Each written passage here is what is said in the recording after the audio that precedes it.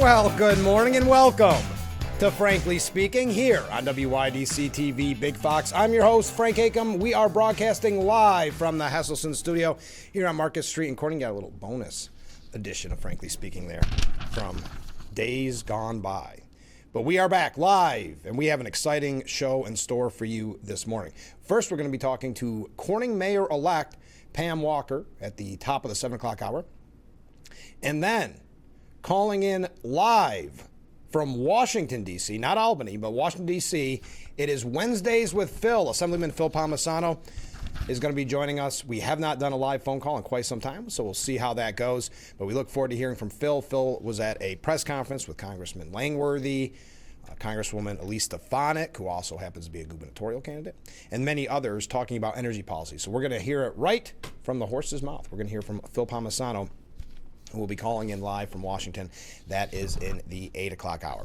Let's get to viewer comments, and we have a lot to get to this morning and not a lot of time to get there. First off, from a viewer. This is from Mark, as a matter of fact. Good morning, Mark. I see Chris Moss has some competition for Chemung County Legislature.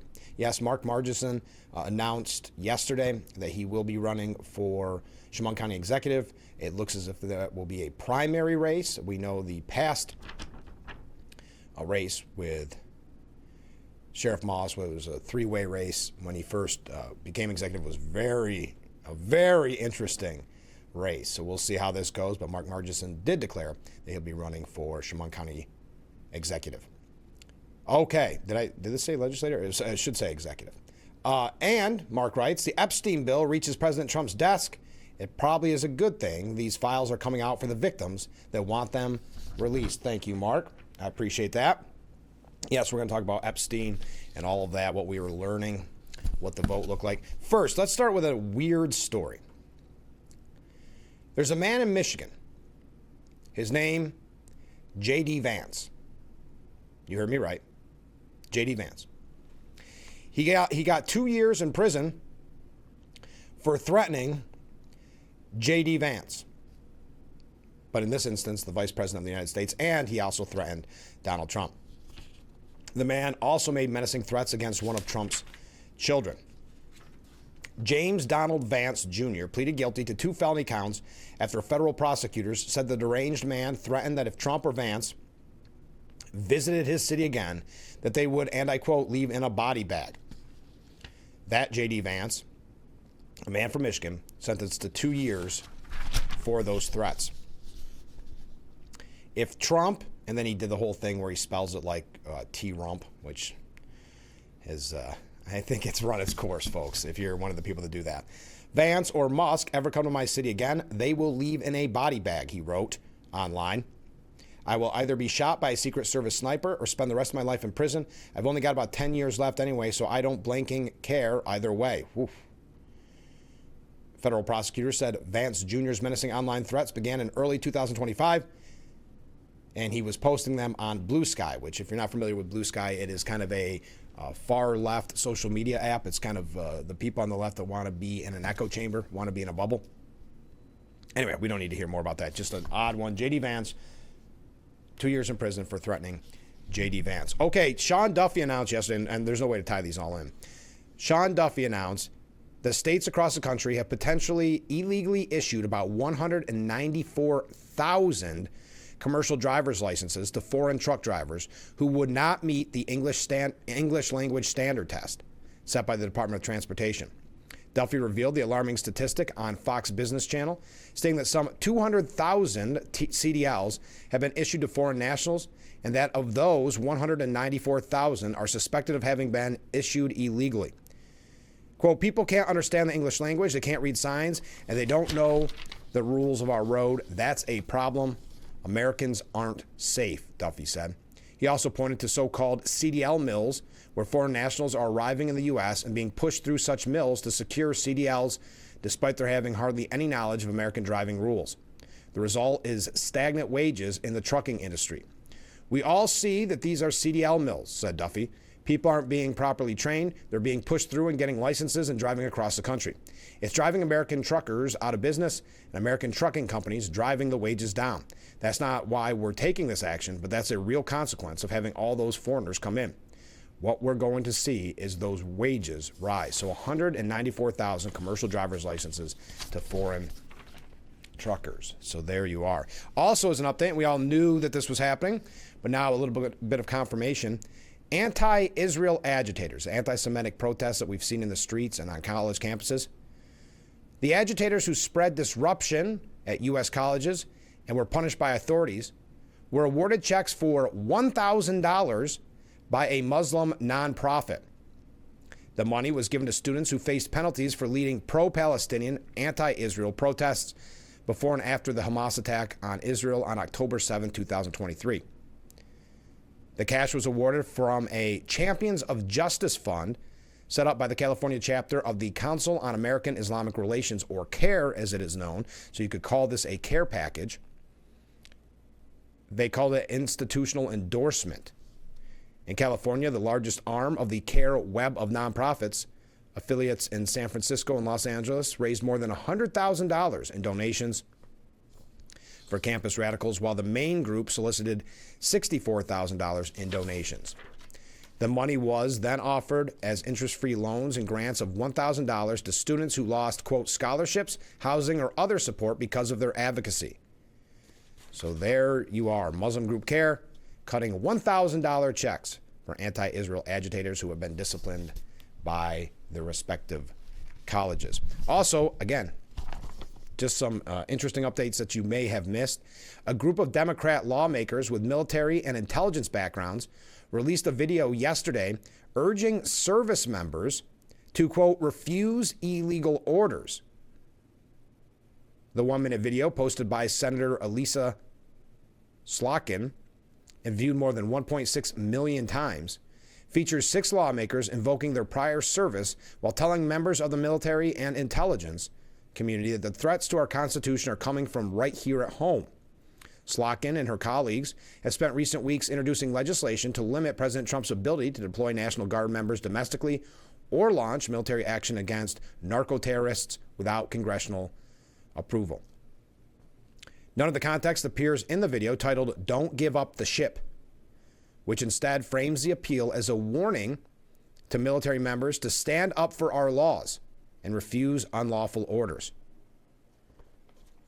Now, conservative accounts countered the viral clip, citing military law and interpreting the call to action as an alleged appeal to commit treason against the United States. One commenter said elected Democrats just released a video encouraging members of the military to commit treason and defy orders from Trump and Hegseth. Senator Eric Schmidt said at the end of the day, they're mad the American people chose Trump, and now they're calling on the military and intelligence community to intervene.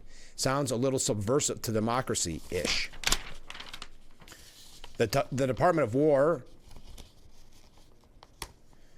and Pete Hegseth's response, which simply reads, Stage 4 TDS, meaning Trump derangement syndrome. Slotkin's No Troops in Our Streets Act, detailed in a November 13th release, would give Congress the power to block National Guard deployments inside American cities. President Trump has expanded the National Guard operations to Los Angeles, Portland, and Chicago. Representative Jason Crow simultaneously introduced a War Powers Continuing Resolution on Tuesday to block the president from ordering strikes on drug traffickers in the Caribbean. Actions Crow described in a release as unauthorized and illegal. Man, it's a weird place where you find yourself defending or putting through legislation to protect drug traffickers in the Caribbean, isn't it? Anyway, the lawmakers appearing in the video telling the military not to follow orders include Slotkin, Senator Mark Kelly, Representative Chris DeLuzio, Representative Maggie Goodlander, Representative Chrissy Houlihan, and Representative Jason Crow. Several recite a version of the line, "You can refuse illegal orders, you must refuse illegal orders." I don't want to read any more of what they had to say, but there you go. Those are just some quick updates. Now, yesterday, Trump pulls out all the pomp and circumstance for the Saudi Crown Prince, Mohammed bin Salman, as he seals that $1 trillion investment from the Saudi Crown Prince. We're going to talk about that quickly. Then we'll get to Epstein. We do have some New York State updates. And as I said, 2 guests in the 7. Did I say 8 o'clock hour earlier? Well, that was wishful thinking. In the 7 o'clock hour, when we are joined by Corning Mayor-elect Pam Walker, and then we'll be joined Calling in live from Washington, Assemblyman Phil Palmesano. Also, I just want to quickly remind you that today at noon, the Red Kettle kickoff for the Salvation Army of Corning will begin. It's 12 to 2. If you want to come down, get some hot cocoa, get a free donut, please stop on by. It's right in Centerway. It looks like it's going to be a nice day. And also, mark your calendar because soon we'll be telling you all about the Salvation Army Telethon, our annual telethon right here on Frankly Speaking. Well, that is on December 12th, where we have all that great music. We have special guests, and it all goes to an amazing cause. We're trying to raise, because we have an amazing, generous donor, we're trying to raise up to $6,000 that will be matched by that amazing donor. So your $10 that you may normally give to the Salvation Army would be more like $20. So we need your help, and I'll tell you all about how you can help later on. But if you have any questions, how you'd like to donate, you may have seen that I already have the Red Kettle up on my desk. The donations begin today. So you can stop by, you can go online, you can text telethon to 31333. Why don't I just, why am I beating around the bush here? There you go. You can go to that website, or you can text telethon to 31333. We'll have a QR code later on, but we're trying to raise good money for this Corning Salvation Army, who is in desperate need of it, as there is so much need in our community. But we look forward to the telethon every year. We're going to have great music by the Crystal Chords. We're just going to have a blast. We do every year, and I'm so glad that you can be a part of it. And that's coming up on December the 12th, which is less than a month away. So we've got a long way to go to raise that money. So I hope that you will help, and I hope that you will support us. Okay. Our first break already. It's hard to believe. Stay with us. We'll be right back with Frankly Speaking after this. The Frankly Speaking Roof Cam brought to you by Boss Security in Horseheads. Contact them today for all your business and home security needs. We are back broadcasting live from the Hesselson studio on Market Street in Corning. So President Donald Trump welcomed Saudi Arabia's Crown Prince Mohammed bin Salman to the White House with full-dress military honors and a dramatic flyover of military to celebrate their $1 trillion partnership. The Saudi leader was greeted on the South Lawn by an Army-mounted honor guard and black horses bearing American and Saudi flags, with 6 warplanes conducting a flyover of the White House for a touch of military drama. The pomp and circumstance came despite the event not being an official state visit, as bin Salman serves as the Prime Minister of Saudi Arabia, not the head of state. That role belongs to his father, King Salman bin Abdulaziz Al Saud, though bin Salman is considered the country's de facto leader. Trump praised the prince, saying they've been really good friends. It looked like a heck of a dinner. Elon Musk was there, raising the question of whether or not Musk is getting back in politics. We'll talk about that in a moment. At one point, during the meeting, Trump poked fun at bin Salman's infamous fist bump with former President Joe Biden. I forgot about that. Back in 2022, giving a little fist bump. He said, Trump doesn't give a fist bump. I grab that hand. I don't give a blank where the hand has been. I grab that hand. The centerpiece of the visit, Saudi Arabia pledged to increase its U.S. investments from $600 billion to almost $1 trillion, with investments across the U.S. economy and a focus on sectors including artificial intelligence and rare earth materials. Bin Salman said, today and tomorrow we are going to announce that we are going to increase that $600 billion to almost $1 trillion of investment, and real opportunity in many areas. Trump saying, we are doing numbers that nobody's ever done. That's great. I appreciate that. That means investment in plants and companies, money on Wall Street. And what it really means for everybody, what really counts is jobs. A lot of jobs. We have a lot of jobs. Trump further noted that the investment was a reflection of the state of the U.S. economy under his leadership. In all fairness, if you didn't see potential in the U.S., you wouldn't be doing it. You don't want to lose money. Now, this looked like a heck of an event. We're not going to talk too much more about it, but Trump announces that Saudi Arabia will be designated a major non-NATO ally. We're taking our military cooperation to even greater heights by formally designating Saudi Arabia as a major non-NATO ally, which is something that is very important to them. and that they will sign a historic strategic defense agreement. I'm just telling you now for the first time because I want to keep a little secret for tonight. I just heard him say, oh, that's nice. That's another point you won today. Saudi Arabia will become the 20th nation to hold major non-NATO ally status, according to the State Department. I'm not going to read the rest. Now, who are some of the big names that attended the dinner, in case you're curious? Soccer royalty, they said, was there. Now, I'm probably going to butcher these names, but Ronaldo was there. I know that name. He is one of the most famous soccer players in the world. Gianni Infantino is the head of FIFA, the international soccer's governing body, and has served in the role for nearly 10 years. He was there. You had tech moguls like Elon Musk, the world's richest man, and that's his first visit to the White House since he left his role in the administration in such dramatic fashion. Who else we have? Tim Cook from Apple. I'm not flipping my pages fast enough. Michael Dell, chief executive of, you guessed it, Dell. Chuck Robbins of Cisco Systems. Jensen Huang, the chief executive of the AI chip behemoth, NVIDIA. I don't think I ever have pronounced that right. I've only ever read it. Anybody else here worth mentioning? I mean, they're all worth mentioning. David Ellison, the chief executive of Paramount Global, the parent company of CBS, MTV, and Hollywood's oldest movie studio, was there. Mike Wirth from Chevron. Jane Fraser from Citi. Yeah, so there were some big names there. I don't need to go through all those, right? But Musk is back in politics. Does he want to stay a while? Less than 6 months after a blow-up with President Trump, it caused Elon Musk to dramatically leave Washington. Allies of the world's richest person are planning a big party to celebrate what the two men did together. In Austin, dozens of people who worked for Musk under the so-called Department of Government Efficiency, or DOGE. Didn't that seem like a lifetime ago, by the way? Boy, things move fast under the Trump administration. It is almost 11 months that he has been in office. But they will converge for a reunion gathering, according to 3 people with direct knowledge of the event, who, like others in this article, insisted on anonymity to discuss Mr. Musk's relationship with Mr. Trump. And this is coming from Theodore Schleifler, and I'm not sure where this was from. Musk himself is expected to attend the event. Those plans could change. The festivities will be at a high-end hotel where Mr. Musk often holes up in a suite.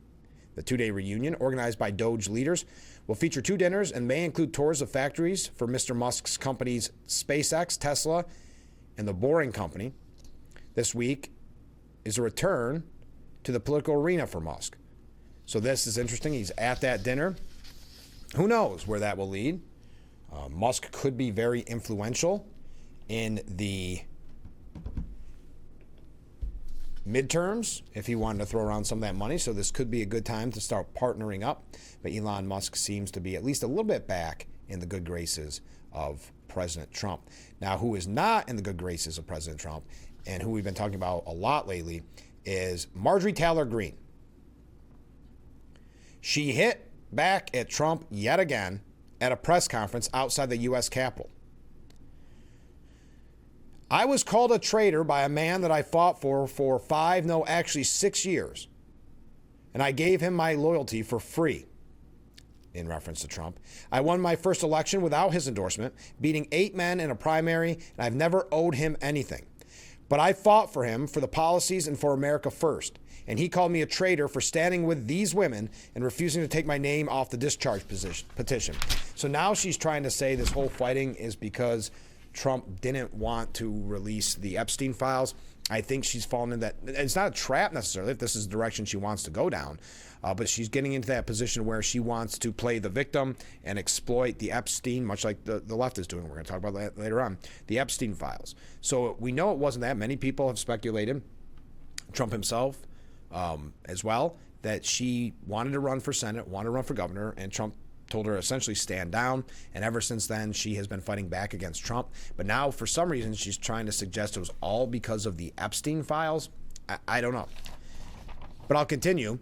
Let me tell you what a traitor is, Marjorie Taylor Greene said. A traitor is an American that serves foreign countries and themselves. A patriot is an American that serves the United States of America and Americans like the women standing behind me now.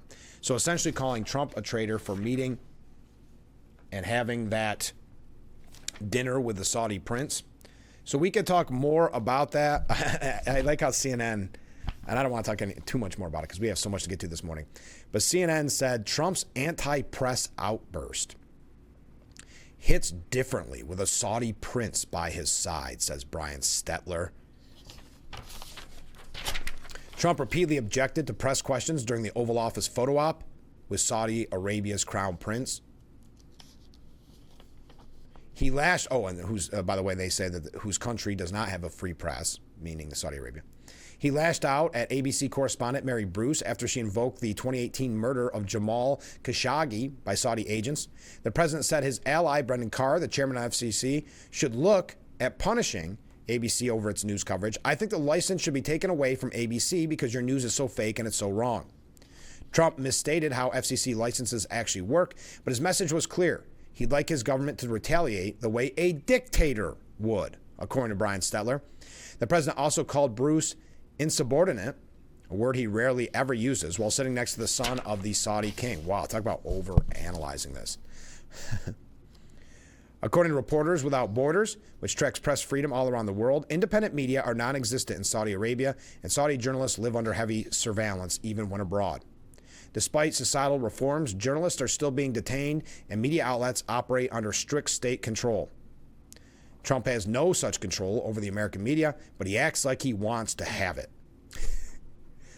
Anyway, we don't need to get to all this, but yes, it just sits differently.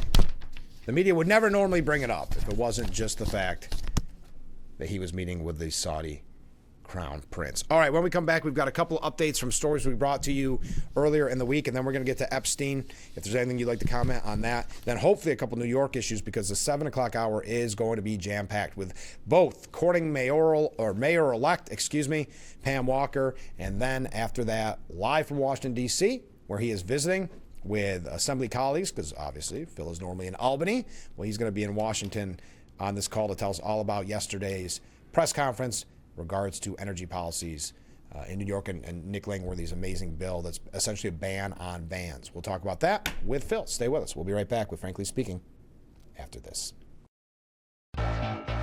The Frankly Speaking Roof Cam brought to you by Boss Security and Horseheads. Contact them today for all your business and home security needs. We are back broadcasting live from the Hesselson studio here on Marcus Street in Corning. Let's go to some viewer comments.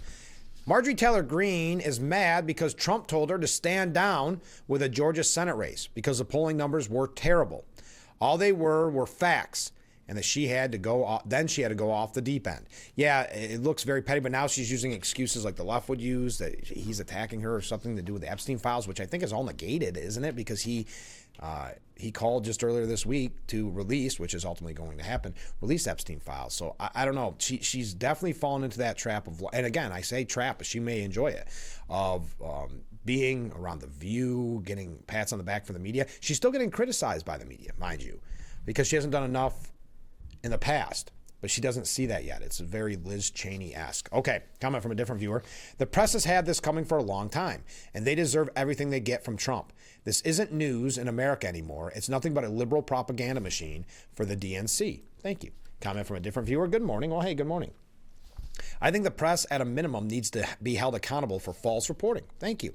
Hey, according to the New York Post editorial board, before we talk about Epstein, we mentioned this yesterday, Hakeem Jeffries has a primary challenger from a member of the DSA. This is what Hochul is very scared of as well, the Democrat Socialists of America. Well, according to the Post, get your popcorn ready for the Democratic Socialist Civil War over AOC's bid to unseat Hakeem Jeffries. AOC is right, they said. Far-left city councilman AOC's bid to unseat Hakeem Jeffries is not a good idea. Per Post sources, the privileged Brooklyn radical launched his challenge against the explicit objections of Mamdani, who focused on pursuing his agenda, not a democratic civil war. Aussie, however you pronounce it, is an opportunistic, we'll say, idiot, who quit the local Democrat Socialists of America chapter years ago, saying he was not aligned with the organization itself, but recently rejoined after Mamdani showed what a force the DSA can be.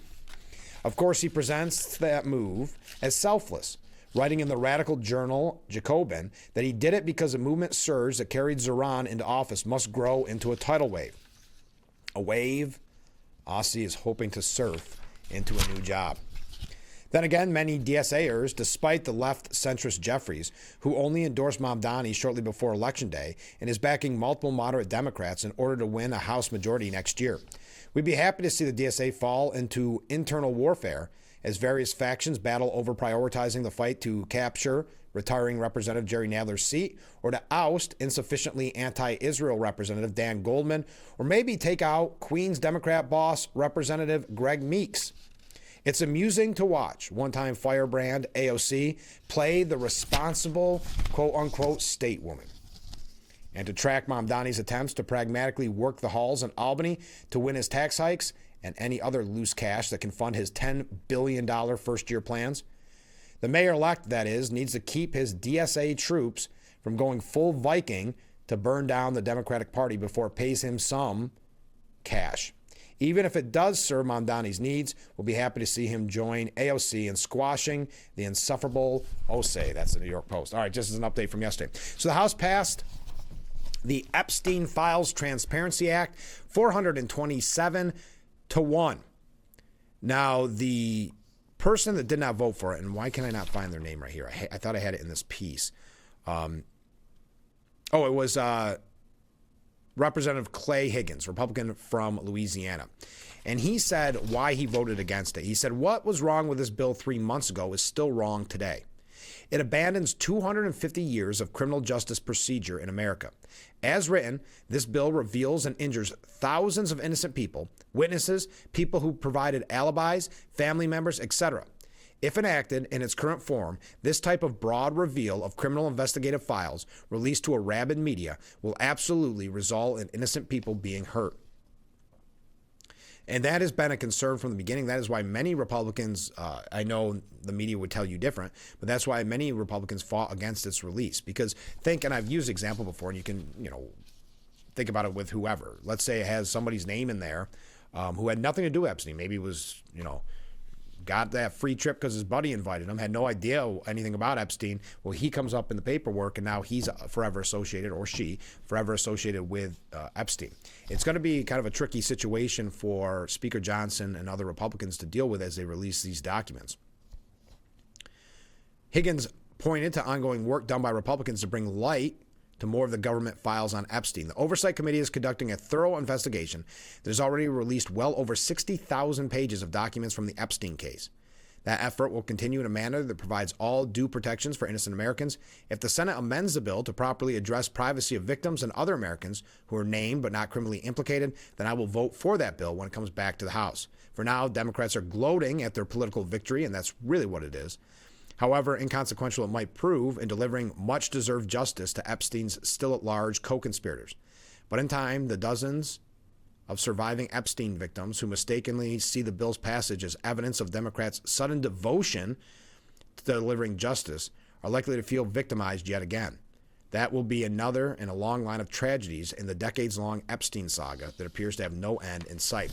And we also know this will not erase the conspiracy theories, because no matter what is released, they'll say that Trump withheld information. There's more out there. People's names were redacted that shouldn't have been. So the conspiracy theories are only going to run amok. And to that point, the victims are going to be, in a sense, re-victimized because they're being used as political pawns, unfortunately.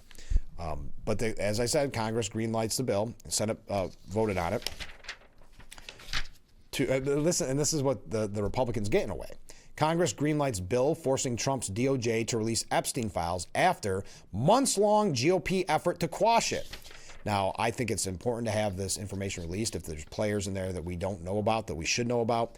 But I just don't see this going away anytime soon, because they see this very much, the Democrat and those in the media see this very much as kind of the Russia, quote-unquote, scandal of Trump's first term. We're going to tell you more about this release. Congressman Nick Langworthy sent out a statement on it. We'll talk about it. Stay with us. We got to take a short break. We'll be right back with Frankly Speaking here on WYDC TV, Big Fox.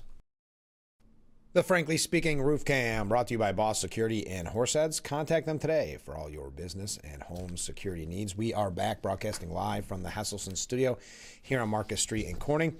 Some viewer comments. Regarding the Epstein files, the media is already reporting that the references to Bill Clinton were taken out of context, but not a thing related to the 3 emails released by the Democrats, yes, that they tried to use to smear Trump, which we know was very misleading, and how they presented it. Jasmine Crockett getting kind of wrapped up in all of that, pushing a lie. So yes, that's what I mean. This is not going away. I do think it's a good thing if we learn about some of these co-conspirators of Epstein. I absolutely think that's a good thing. So I'm not downplaying the fact that it should be released. I am saying that Republicans fell into a trap, if you will, and how it's going to be handled, because it is going to be used as a weapon against Trump and all Republicans, even though we're learning already that Epstein was invited to a Democrat fundraising dinner. We'll talk about that in just a second. Ken writes in, why wouldn't someone be angry with the legacy media that has fabricated negative stories, pushed known disinformation, cherry-picked portions of speeches to make that person sound bad, and sided exclusively with their enemies to slander and demonize them? If I was treated that way, I wouldn't treat the legacy media as nicely as Trump does. That's a very good point, Ken. Thank you very much. All right, Congressman Nick Langworthy voted to release the Epstein files, and he released a statement saying, as I have said all along, I stand for full justice for all of Jeffrey Epstein's victims, and today's vote marks another step toward accountability for his heinous criminal operation. Jeffrey Epstein and those who aided him were depraved predators who preyed on young women's vulnerabilities.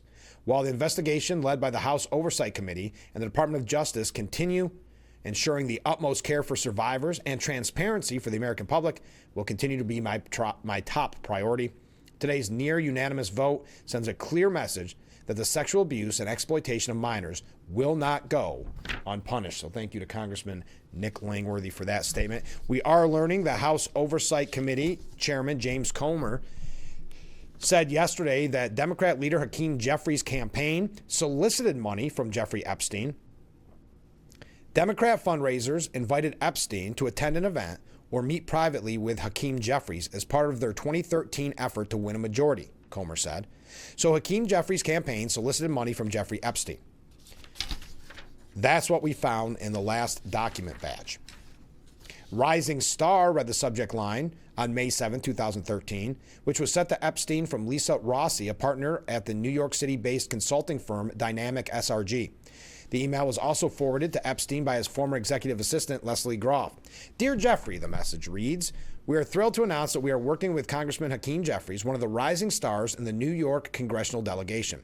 Sometimes referred to as Brooklyn's Barack, meaning Barack Obama, he's a staunch supporter of President Obama and a progressive voice for the people of New York City.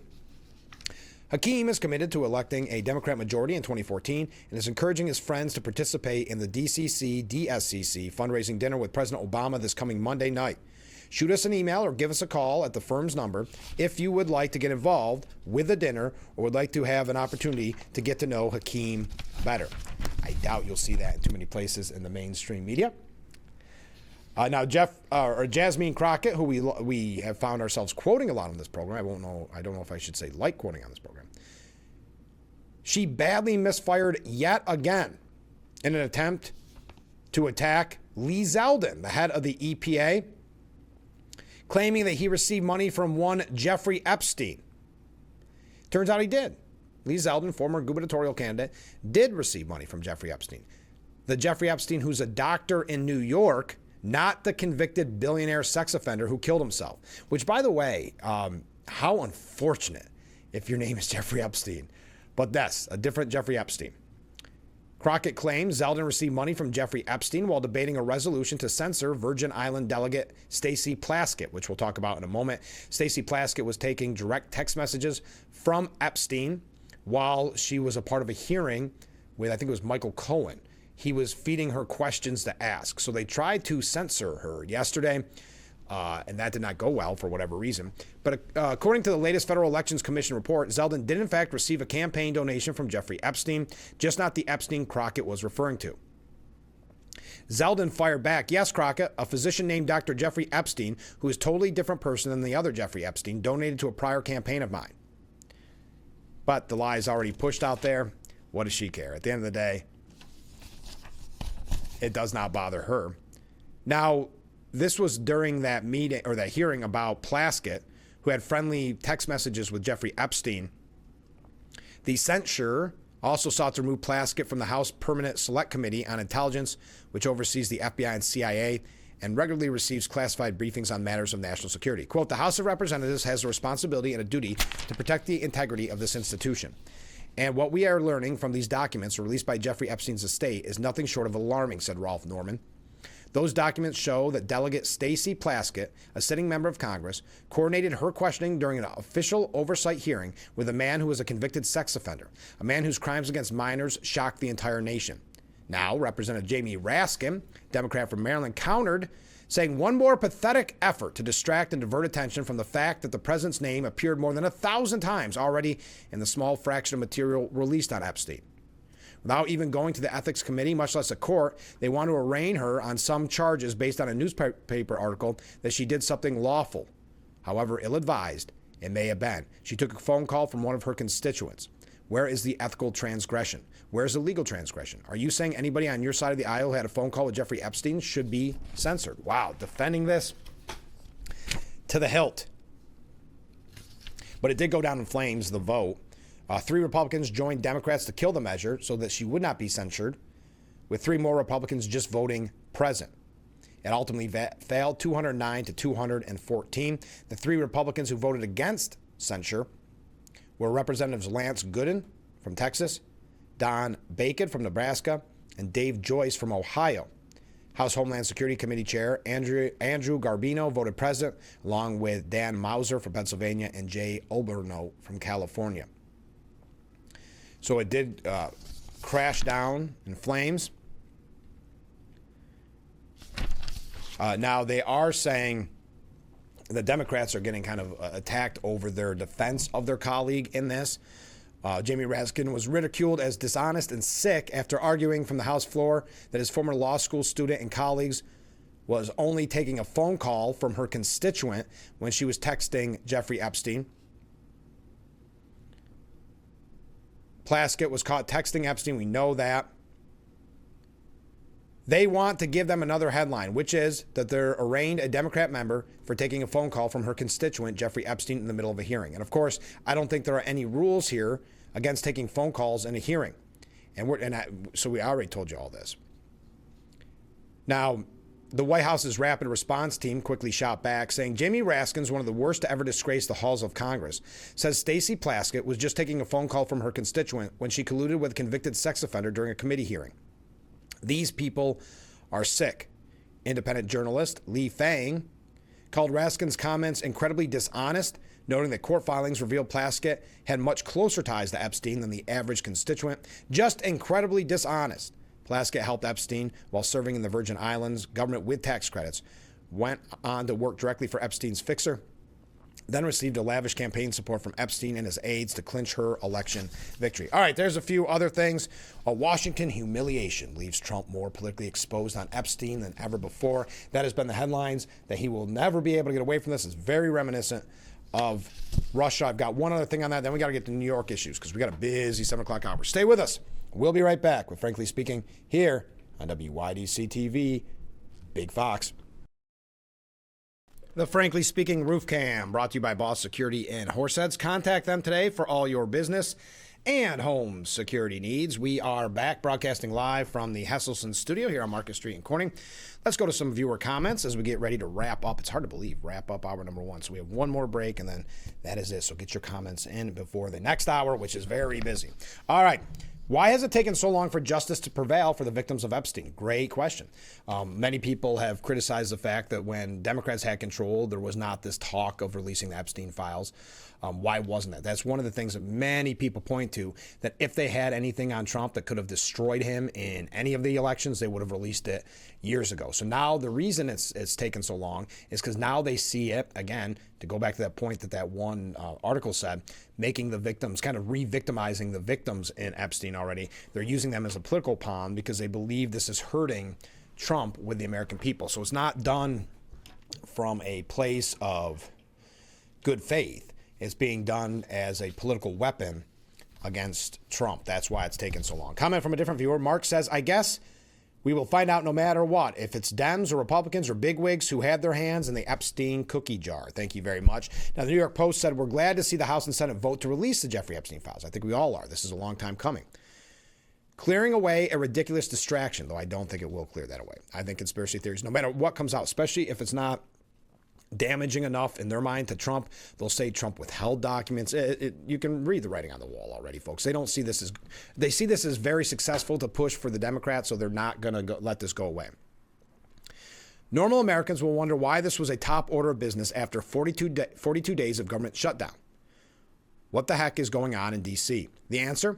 Democrats pushed this red herring to keep the GOP majority from getting real work done, all for a bill that does next to nothing. Representative Ro Khanna and anti-Trump Representative Thomas Massie make all manner of noise about what the files will reveal.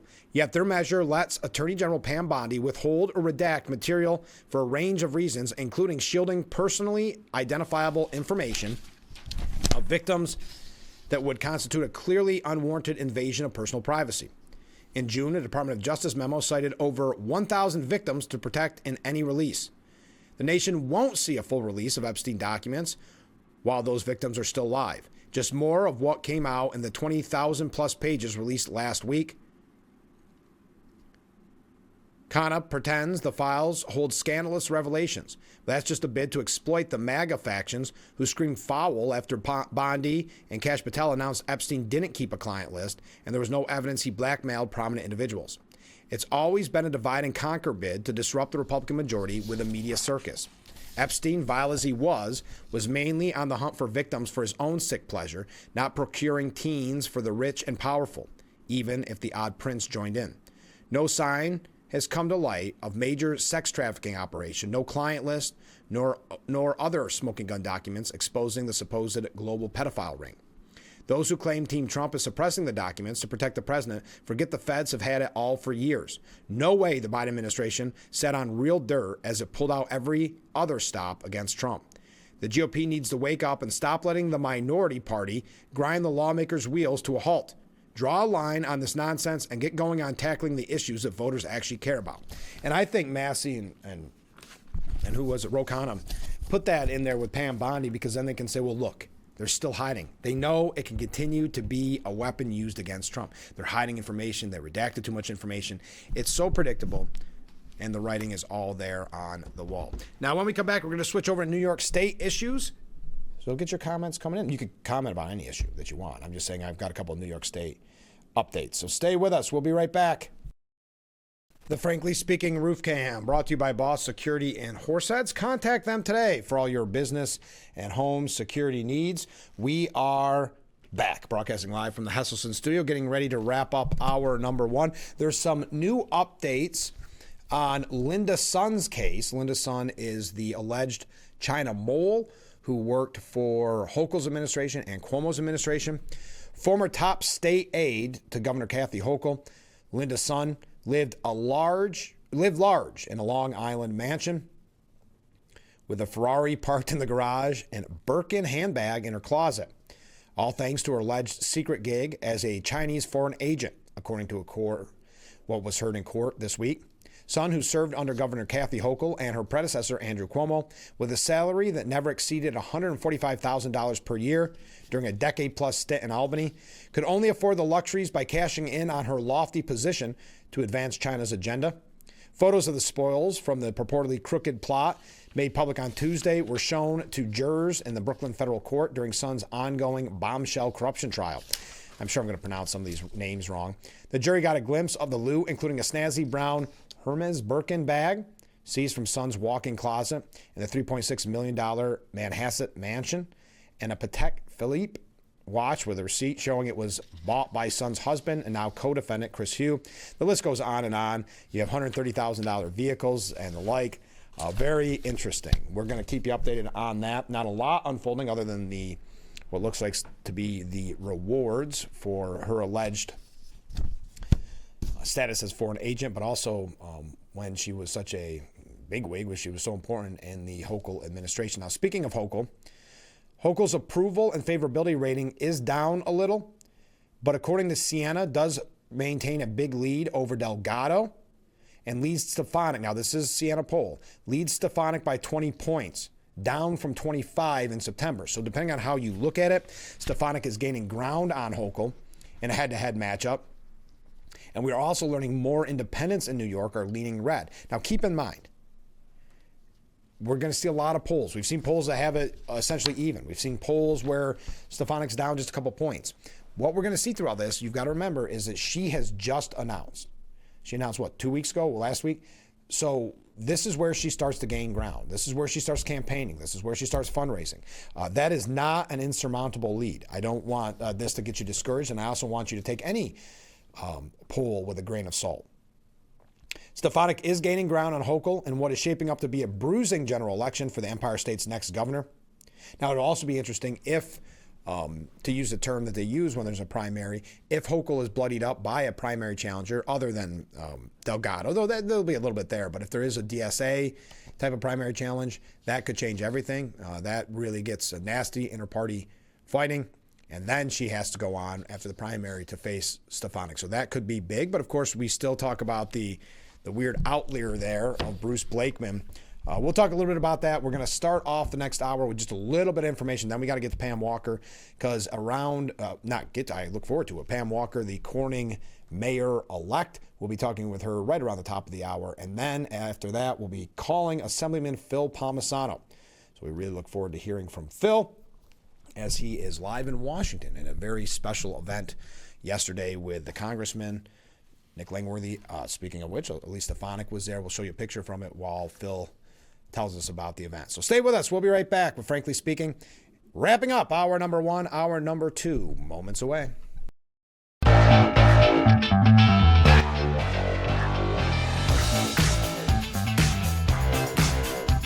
And we welcome you to hour number 2 of Frankly Speaking here on WYDC TV Big Fox. I'm your host, Frank Acom. We are broadcasting live and proudly from the Hesselson studio here on Market Street in Corning. A little bit of housekeeping here as we kick off hour number 2.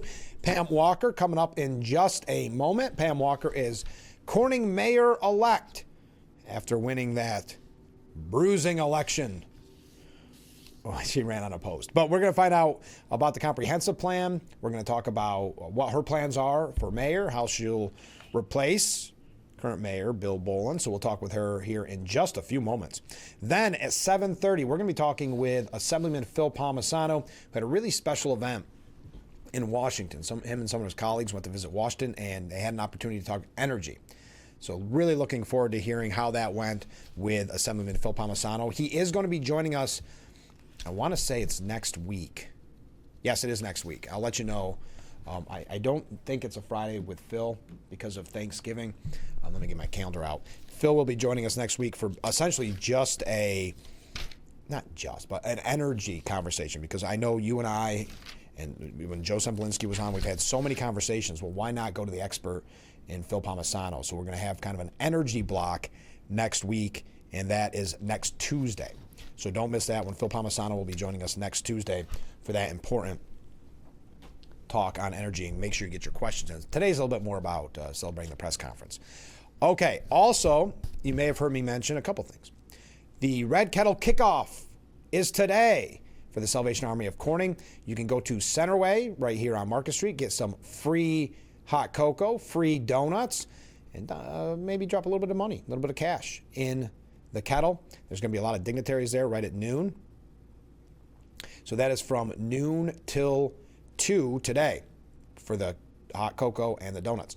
But, and I know you look forward to this each year, coming up on December 12th, I'm going to put it back up on the screen. December 12th is the Salvation Army Telethon right here on Frankly Speaking. If you would like to donate, that's a couple of ways to donate.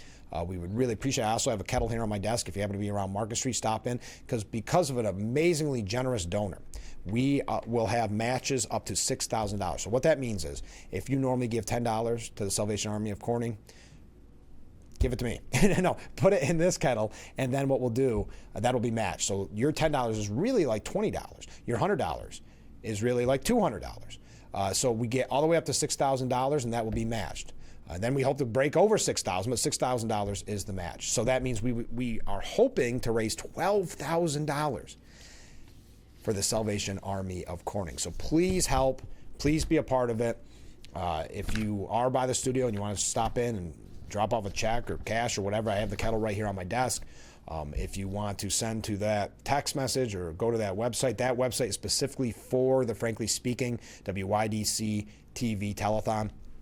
And this is our third annual, and this is going to be our highest goal set yet. So we're going to have great music on the 12th. We're going to have a lot of great guests, and I want you to be a part of it. So there is my announcement this morning. A comment from a viewer: is the mayor a Republican? No, the mayor of Corning is not a Republican. Pam Walker ran on the Democrat ticket. I can't remember if she was on any other tickets or any other lines, but definitely a Democrat. Taking over for Democrat Bill Bolin. So there is your answer. We talked about Lee Stefanik gaining some ground on Hochul. That is great news. Still has a way to go, but it is early in the process. Stefanik notched a notable 5-point increase in a head-to-head matchup. Now, most of the times, though, you are going to see, just in fairness, the media is going to present it as horrible news. Oh, Stefanik is being destroyed by Hochul. She's down 20 points. It's not a bad place. Of course, you'd love to be up 100 points, but it's not a bad place to start. It's also coming from Siena. Not that questioning Siena's motives here. I'm just saying, take any New York State poll with a grain of salt. Now, the poll was conducted November 10th through the 12th and released yesterday, and has Hochul leading Stefanik 52 to 32% in the general election. Hochul, meanwhile, didn't gain any extra support in the latest survey. The Democrat led her Republican challenger 52 to 27% in September. Siena pollster Stephen Greenberg said, in the race against Stefanik, Hochul continues to run very strongly with Democrats, 78 to 9%. However, Stefanik has now widened her lead among Republicans, 79 to 11%, up from 68 to 15% in September, and significantly narrowed the gap among independents, with whom Hochul now leads 40 to 36, down from 43 to 25. I know this gets a little bit wonky. Some of the other things we learned from the Siena poll: Chuck Schumer is probably the least popular he has ever been. This is interesting. You can find it at Empire Report. Siena releases these every once in a while, and it just kind of gives you an overview of what's going on in the state.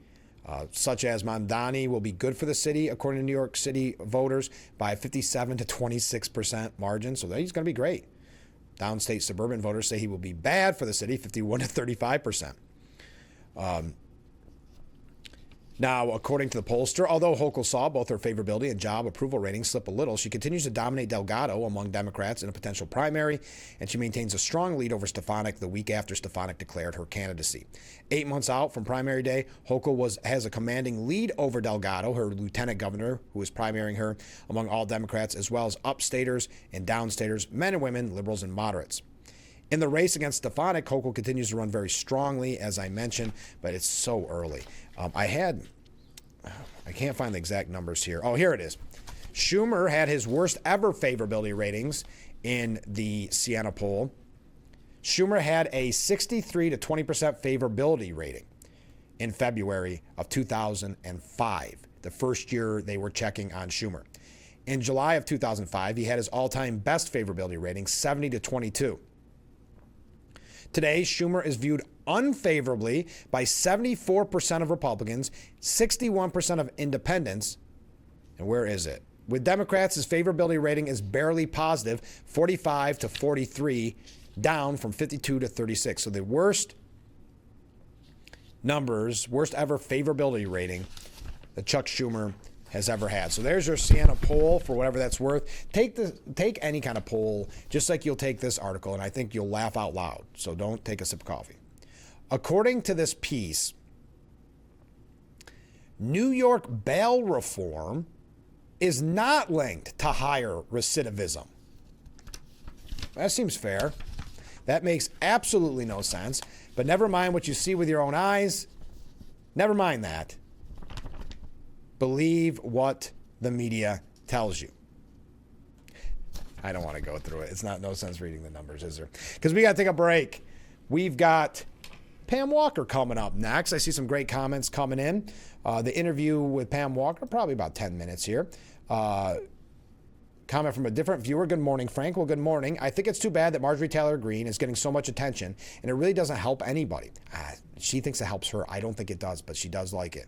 It's too bad because there are those who will start to turn, and we really can't afford to lose any ground. We are in big trouble, and we need a strong, united, and committed front. Thank you very much. Yeah, whatever reason, a lot of people believe it is because Trump said it himself, that he told her not to run for senator, not to run for governor, and now she is kind of getting petty with it. There may be something to that. Comment from Mark. I don't know if I can believe polls, but the one I read said Elise Stefanik was 1 point ahead of Hochul. Yeah, that's what I'm saying. I mentioned the Santa poll because I think it's worth mentioning, but there is so much back and forth on this. You're going to see so many different polls. What you really want to know is the internal polling that Elise Stefanik did, because that's really internal polling. Listen, you want to know where you're going to stand. You don't want to trust Sienna. You don't want to trust some media outlet. You really want to know where you stand. So in her internal polling, something told her, at least Stefanik, to take that leap, give up a sure thing in the House, and try for governor. So I would like to see those polls. That may be the poll you're referencing, Mark. But we got to figure out this Bruce Blakeman thing. I haven't heard anything more about Bruce Blakeman, to be honest. But he is suggesting that he is going to run, I guess, primary, and it's raised a lot of red flags with a lot of Republicans. I don't understand it. Maybe you do, so let me know. But when we come back, Pam Walker, Corning mayor-elect, will be our guest when we return. The Frankly Speaking Roof Cam. Brought to you by Boss Security in Horseheads. Contact them today for all your business and home security needs. Welcome back to Frankly Speaking here on WYDC TV Big Fox. I'm your host, Frank Acom. We are broadcasting from the Hesselson studio, and in that studio, Corning mayor-elect Pam Walker. Congratulations. Thank you very much, Frank. So many people are jealous of you. You had the easiest campaign. That's what I've heard. Although I don't think I made it that easy on myself. No, you were really busy. You were on this program quite a few times, and you didn't even have to be, so we appreciate that. Thank you. And so congratulations. What did your election night look like? It was just an exciting evening. Yeah, I'm sure. It was, as everybody knows, it was somewhat inevitable, but still It was fun to bring people together and celebrate, and it just felt great to have so much support from the community. Oh, yeah. And you had support right out of the gate, really. You got a lot of support. I was very pleased to see that. Yeah. What was it like to take it all in? So the party's going on, and then the next morning is about the next morning. What did that feel like? The next morning, I started drinking from the fire hose. I think. Really? Lots of calls, lots of emails. Yeah. But also, still, congratulations coming in from friends and family far away. The women's fly fishing community really came out strong in support. People don't think about that voting block that often. Well, and it's mostly outside of Corning. Okay. They weren't voters, but definitely friends. Oh, isn't that nice? Well, is there anything when you look back at it, because it was a different race that you were involved in, that surprised you? I guess maybe not a surprise so much, but how much unanimity of opinion there was about some of the issues facing the city. People really had very similar views on what those were. And isn't that interesting? Because when you talk about local races, people every once in a while, I'm sure, would stop you and talk national. It's just the nature of the game. But really, when it comes to local, there are things that everybody can kind of unify around. Sure. And isn't that nice? At a time when it doesn't seem like there's much unity, it's kind of nice to have the local issues bring us all together, like potholes. That's right. The one unifying thing. Potholes and street trees and sidewalks. Yeah, exactly. Those are the big ones. Those are the big ones. So the big question is, what does day one look like when you're sworn in? You said you're already busy. Yeah. But day one. Day one is going to be chilly. Being sworn in, the swearing in ceremony is going to be outdoors in Centerway this year, December 31st at noon. Okay. So we'll be dressing warm.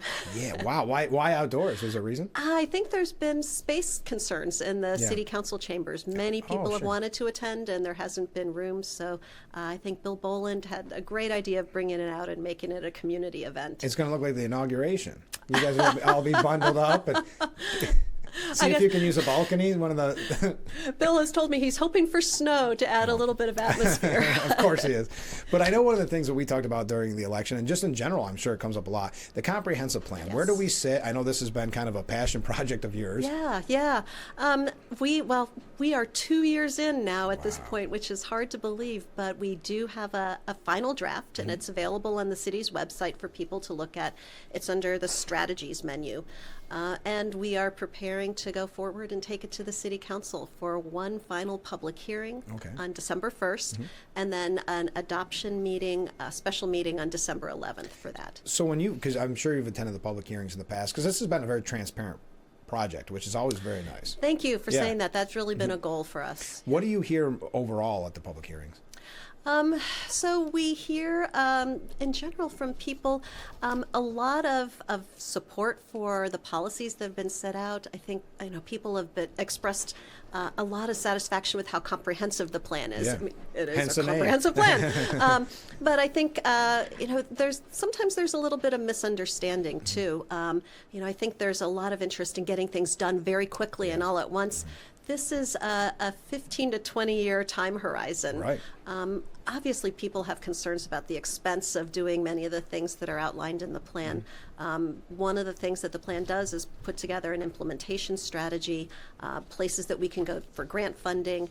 A lot of the plan gets put together or gets implemented by private sector partners as well. It's not just the city's projects to do.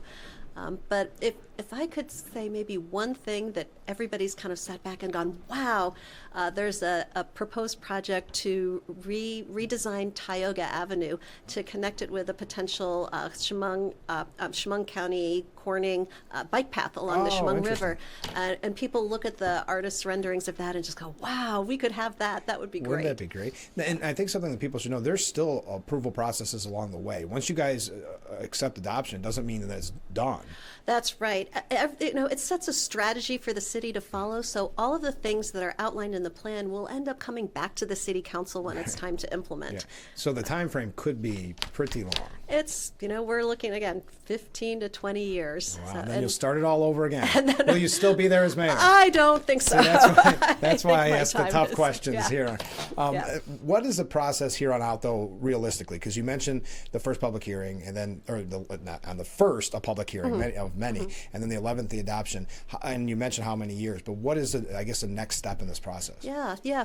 Well, because the plan is fundamentally a land use plan and an expression of the city's goals for future development, one of the first things and the priority of implementation is to take a look at the city's development regulations and the zoning code and to update that. The plan sets out a lot of new ideas for how we look at the gateways to the city, how we might look at underutilized properties and vacant properties, and making sure that our development regulations allow us to achieve our goals for those places is important. And that's kind of an overwhelming first step with the zoning and the codes, because that gets obviously in the weeds. It's going to be very detailed, absolutely. Now, as mayor, how much will your hand be in this whole process? Because you've been along for the committee really from the beginning. Well, I think the Code Committee is a place where a lot of this will begin, and I hope to be a part of that as well. Again, I think it's going to be a very open and transparent public process. Of course. Now, when you look at, as you're about to enter as mayor-elect right now, when you look at Bill Boland's time there as mayor, how do you use his, maybe for lack of a better word, template as you go into being mayor? I'm leaning very heavily on it, to be quite honest. I think Bill has really done a fabulous job. I think, we need to credit him with getting this whole comp plan process rolling.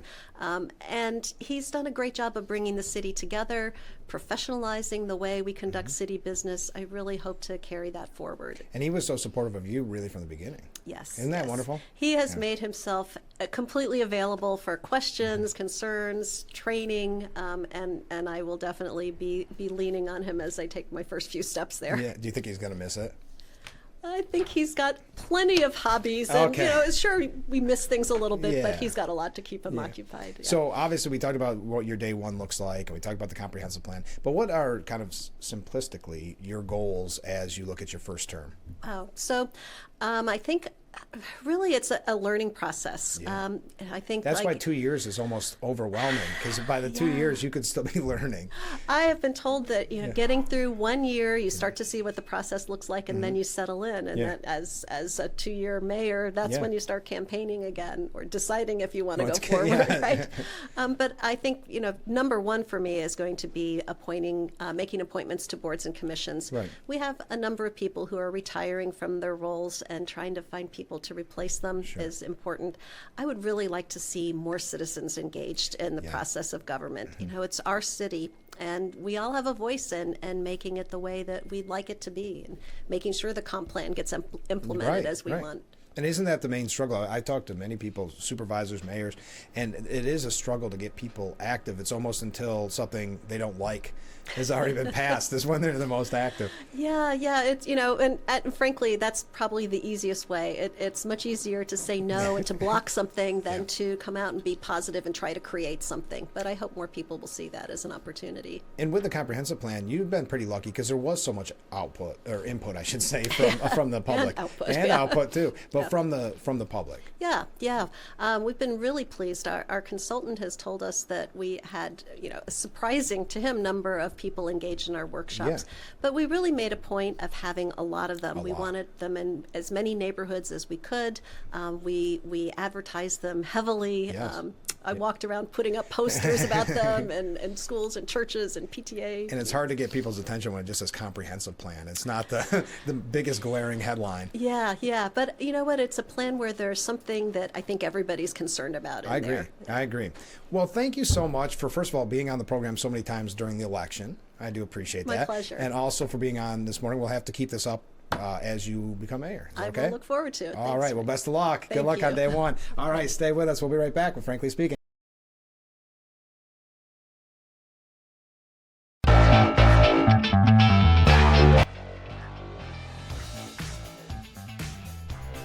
The Frankly Speaking Roof Cam, brought to you by Boss Security in Horseheads. Contact them today for all your business and home security needs. We are back broadcasting live from the Hesselson studio here on Market Street in Corning. Thank you to Corning Mayor-elect Pam Walker for being our guest this morning. I do appreciate it. Coming up in just a few short minutes, we're going to hear from Assemblyman Phil Palmesano, who's going to be calling in live from Washington, D.C. Let's go to a viewer comment. Good morning, Frank. Well, good morning. I'd like to share the results of a recent poll. Who didn't get a call from a pollster? Me. Who wouldn't share their thoughts with a pollster? Me. Who believes a pollster should find real jobs? Me. Who is still thankful that Kamala isn't president? Definitely me. Thank you very much. To be honest, I've talked about this in the past, how antiquated the polling is, because you're in a time where not too many people answer unsolicited numbers.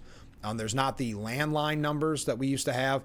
So I don't believe in the accuracy of polls, but it sounds, but it's important to bring them to you. That's why because the media very often uses them to manipulate you. But I think in this case, doesn't that get you energized that they're going to try to manipulate you and say that, no, Stefanik doesn't stand a chance? Okay, well, let's show them something different then. Let's show the pollsters, just like in the presidential election, let's show them to be wrong. Okay, a couple of quick things before we go to Phil. Immigration operations are going to ramp up in New York City, according to Tom Homan, the White House border czar. He says he plans to ramp up federal immigration enforcement efforts in New York City a month after U.S. Immigration and Customs Enforcement agents carried out a high-profile raid targeting Manhattan street vendors. This is a quote from Mr. Homan, I plan on being in New York City in the near future. We're going to do operations in New York City. We will increase the enforcement presence in New York City, again, because they're a sanctuary city and there are public safety threats hitting the streets every day. Department of Homeland Security, which oversees immigration operations, did not immediately respond to a request for comments. New York City's more than 3 million immigrants are central to our city's strength, vitality, and success, said Zohran Mamdani. Anyway, Mamdani's plan, before we go to break, and we talked with Assemblyman Phil Palmesano, did I get everything that we had to get to? Yes. If we have time, we'll get to some of the others. But Mamdani, according to E.J. McMahon, when Zohran Mamdani and his supporters talk of taxing the rich, they usually mean it on a personal level, referring to his proposal to raise income taxes on New York City residents with annual incomes over $1 million. He estimated this would raise $4 billion a year to help fund his expansive agenda, including universal health care. Less attention was paid to the larger of Mamdani's tax bids, a proposal to raise $5 billion by elevating New York's top tax rate on corporations from 7.25% to match New Jersey's at 11.5%. If it works for our regional neighbor, why can't it work for us, Mamdani said. After all, as his campaign issue guide put it, New York's corporate tax rate now lags behind 15 other states and Washington, D.C. This was highly misleading. In New York City, Long Island, and 5 northern suburban counties, where the bulk of the state tax base is concentrated, the corporate tax rate is compounded by a 30% surcharge for the Metropolitan Transportation Authority. This raises the top rate throughout the region to 9.43%, fourth highest in the nation. Mamdani's proposal would take this up to 13.7%, easily topping all other states. Without reading all the numbers, and we know, hey, Hochul endorsed him, and right now Hochul is being,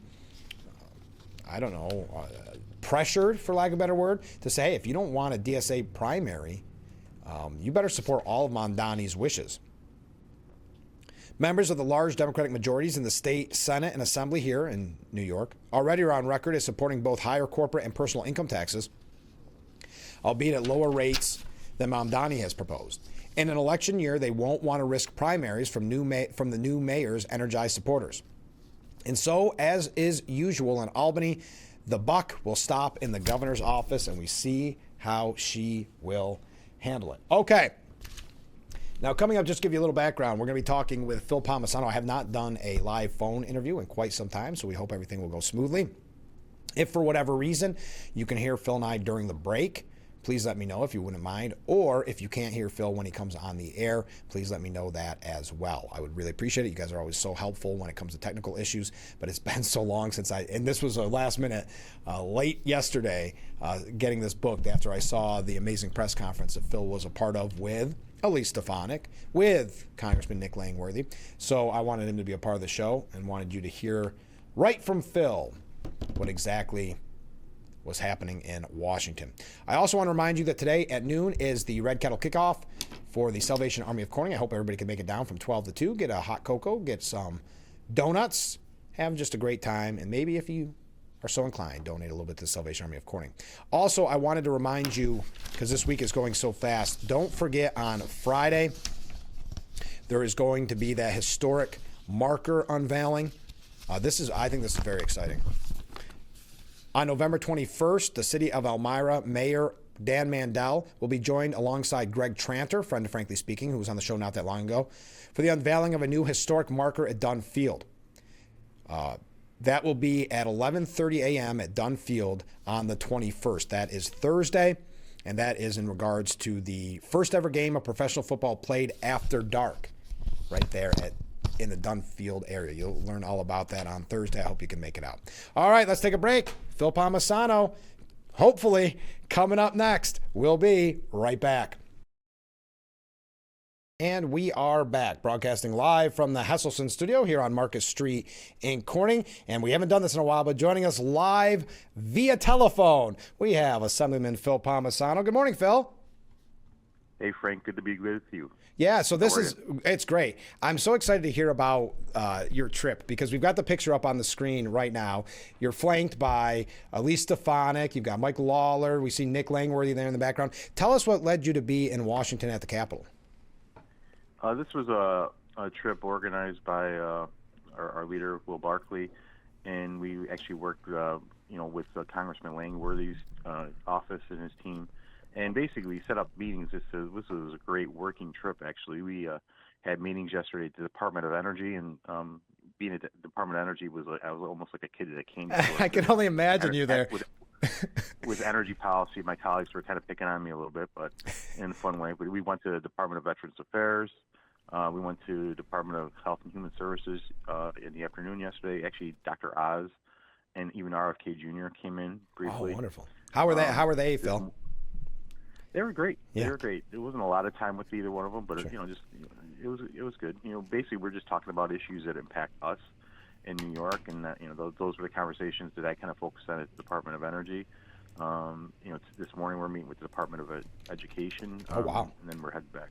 Wow. So you were probably taking a lot of photos, I'm assuming, when you were at the Department of Energy. There's a few. They basically were picking on me. I stayed back a little bit to ask some questions, and they said they had to drag me out of there. That was your dream location. But we want to talk about the Energy Choice Act because this was what this was all about, the press conference. Phil, what's it like to be on the Capitol steps giving a press conference like that? it's very, very surreal, very humbling. You know, you look at that beautiful picture behind you, and I'm like, wow, Yeah. this is our capital. And but to be there and to be talking about such an important issue, the Energy Choice Act that is being spearheaded by our Congressman Nick Langworthy, and I was just there to point out that there's a tremendous need for that in New York, given the hostility we see towards natural gas.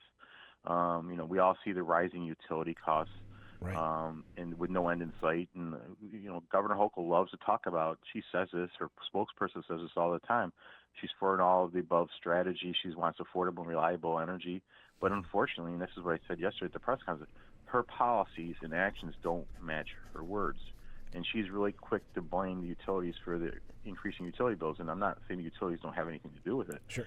But she and her progressive, socialist, democratic legislature colleagues of ours failed to take responsibility and acknowledge it's their green mandates and policies that are causing these rate increases. You can see it. I mean, and there was a poll, and I keep continuing to cite this poll that it says it pretty crystal clear.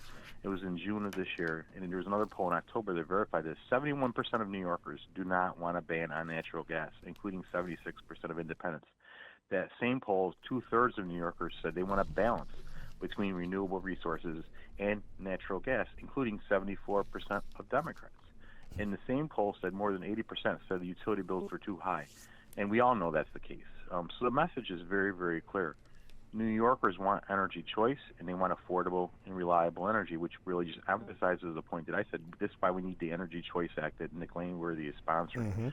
And when the governor talks about, oh yes, you know, I want these all of the above policies, or that when she goes after the utilities again, these policies that she's put in place during her administration aren't an all-above approach. The All-Electric Buildings Act, which we talked about, which got delayed a little bit, thank God, but she's only doing that because of the election. Well, that's 100%. And so many people were scared about that, Phil, because sadly, if they weren't watching the show, that was the first they had heard about that January everything changed. So you get this little bit of a delay, but it's just like congestion pricing. Hochul's just doing it so she can get through the election.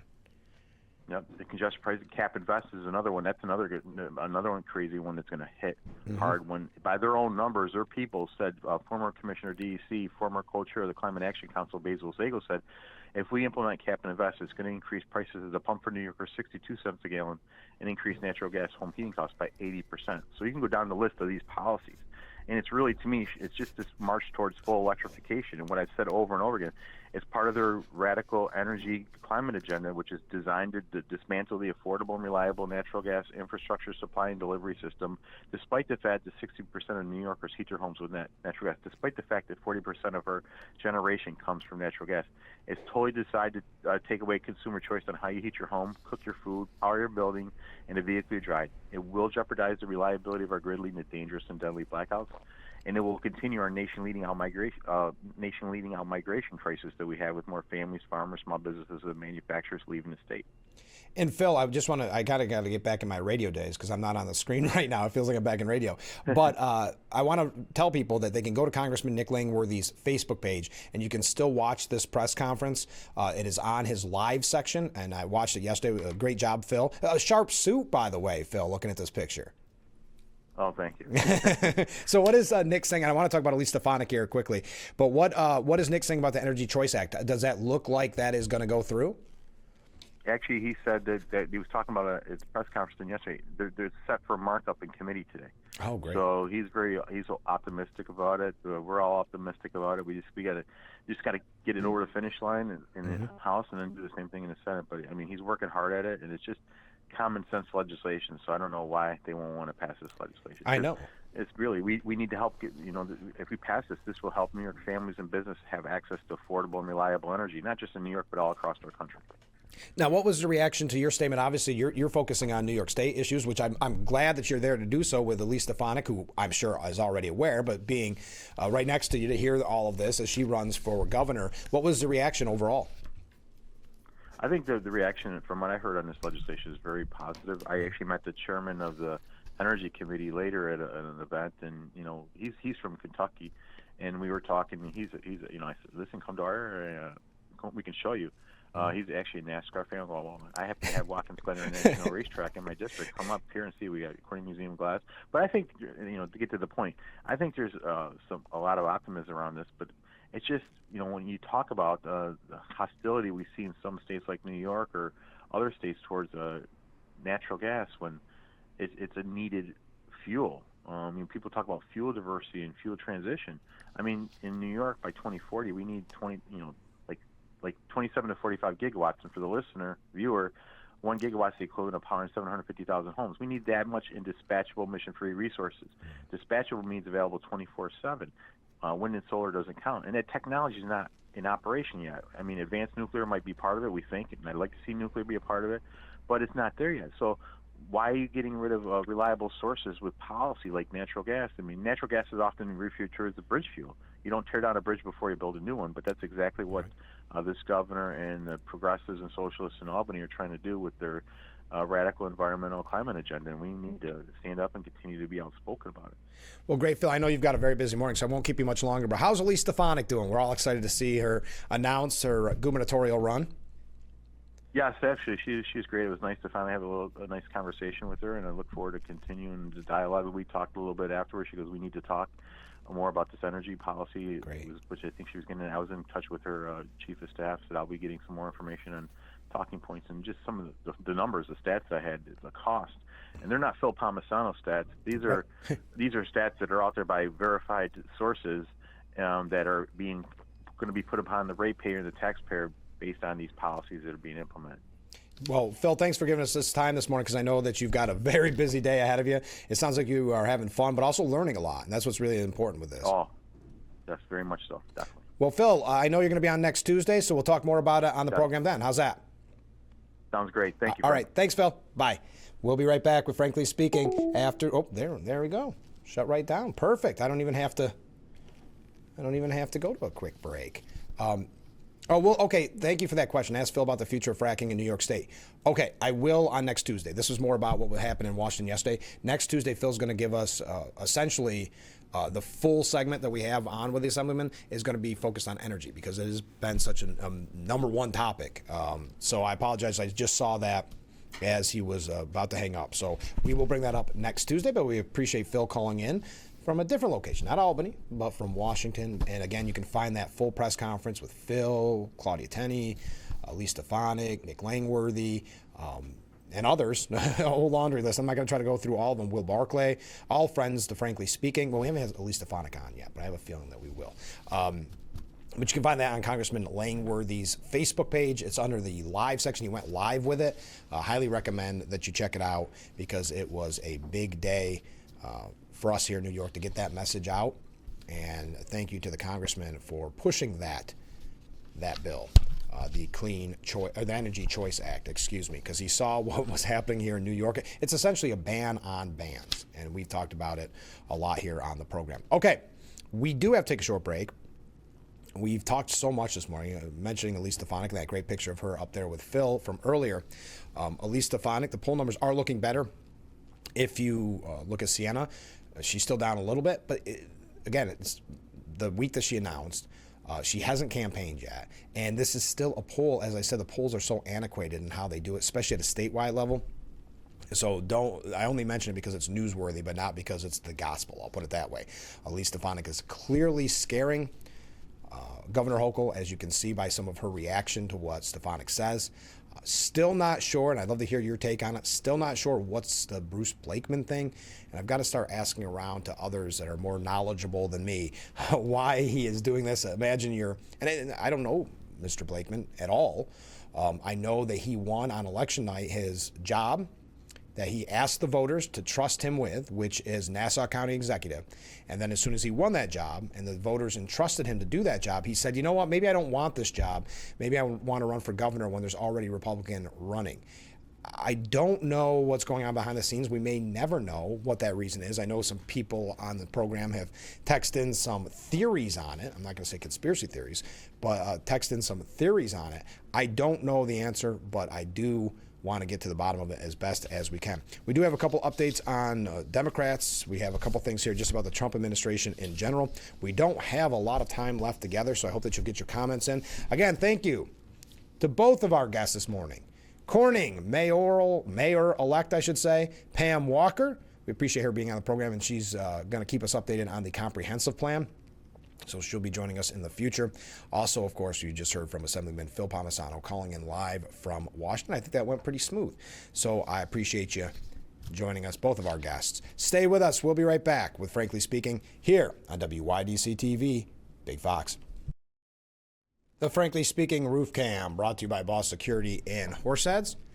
Contact them today for all your business and home security needs. We are back broadcasting live from the Hesselson's studio. We talked about Gavin Newsom throughout the week, where Politico told us at the beginning of the week that just get used to it. Gavin Newsom is the front runner in 2028.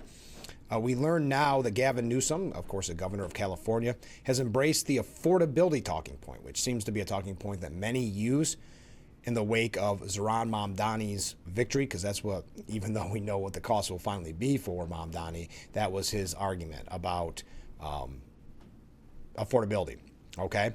Yet California lags the nation on that front, on the affordability front, with inflation well above the national average. Inflation is a result of real-world policies that drive up costs, and California's policies are toxic.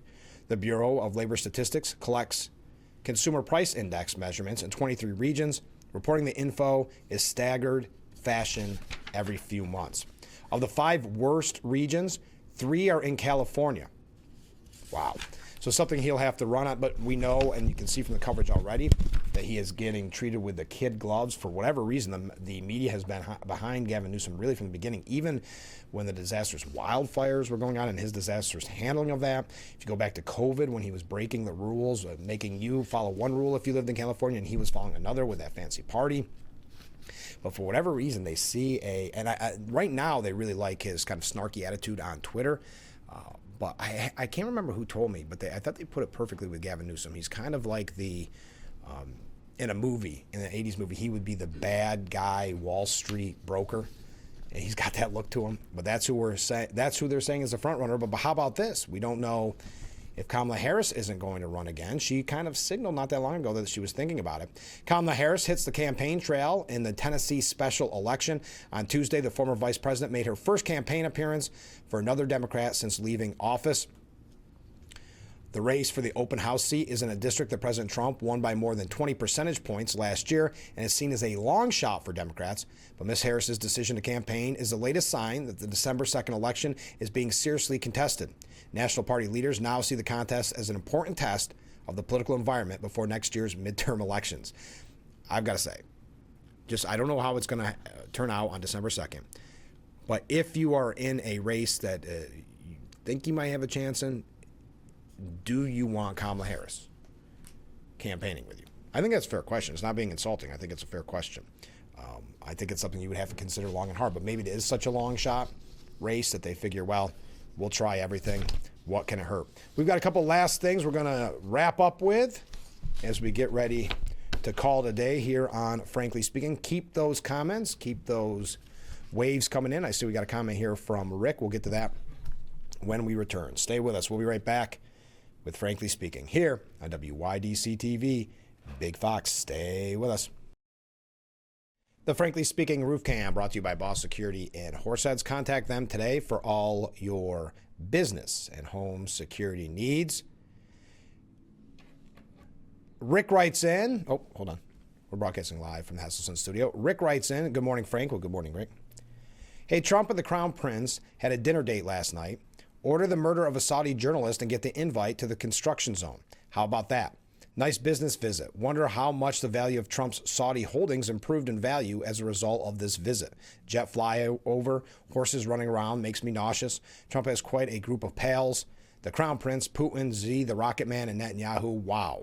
Hey, how about that vote? Now we have to wait for the DOJ to surgically remove all the Trump stuff or continue on the path of investigating the Democrats that they named earlier so they don't have to release the files.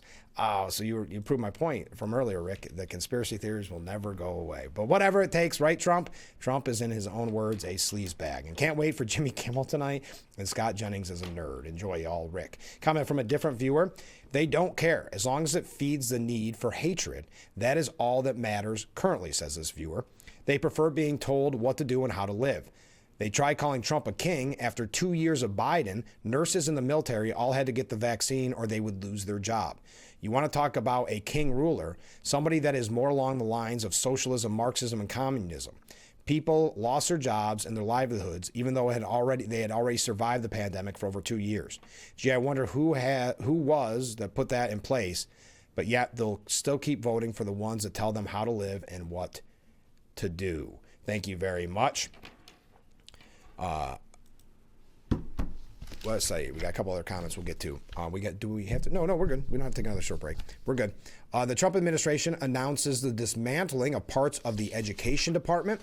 This was announced yesterday. It will move several of its offices. That's the education department. Remember, it was Linda McMahon who said essentially that her job is to lose a job, is to get herself out of a job.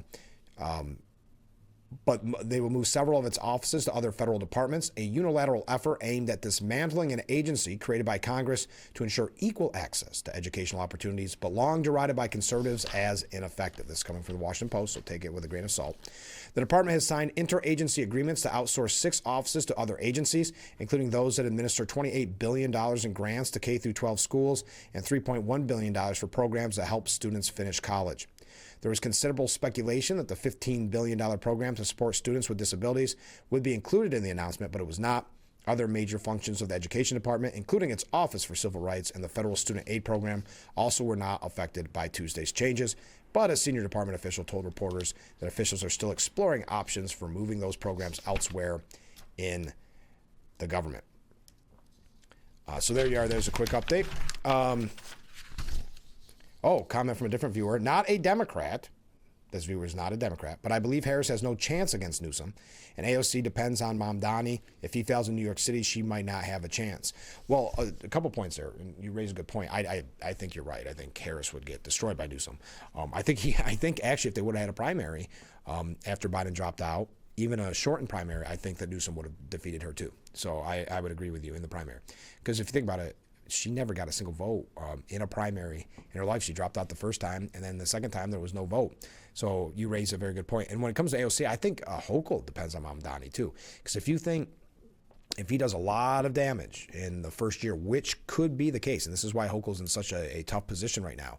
If he does a lot of damage, that will be reflected on her come November because she had that full-throated endorsement of Mamdani and even rallying with him. So if she caves to the DSA's demands of supporting everything Mamdani does, it's twofold. You're looking for, you don't want to upset that base if you're Hochul because you don't want to challenge her. But that base was a little bit over 50% of the vote in a 3-person race.